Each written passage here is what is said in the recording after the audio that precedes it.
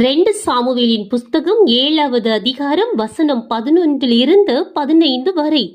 உன்னுடைய எல்லா சத்துருக்களுக்கும் உன்னை நீங்களாக்கி இளைப்பாறவும் பண்ணினேன். இப்போதும் கர்த்தர் உனக்கு வீட்டை உண்டு பண்ணுவார் என்பதை கர்த்தர் உனக்கு அறிவிக்கிறார்.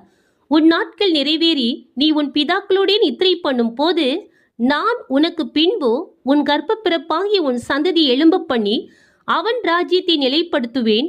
அவன் என் நாமத்திற்கு என்று ஒரு ஆலயத்தை கட்டுவான். அவன் ராஜ்யபாரத்தின் சிங்காசனத்தை என்றென்றைக்கும் நிலைக்க பண்ணுவேன். நான் அவனுக்கு பிதாவாயிருப்பேன், அவன் எனக்கு குமாரனாயிருப்பான். அவன் அக்கிரமம் செய்தால் நான் அவனை மனுஷருடைய மில்லாற்றினாலும் மனுபுத்தருடைய அடிகளினாலும் தண்டிப்பேன். உனக்கு முன்பாக நான் தள்ளிவிட்ட சவுலிடத்தில் இருந்து என் கிருபையை விலக்கினது போல அவனை விட்டு விலக்க மாட்டேன். ஆமீன்.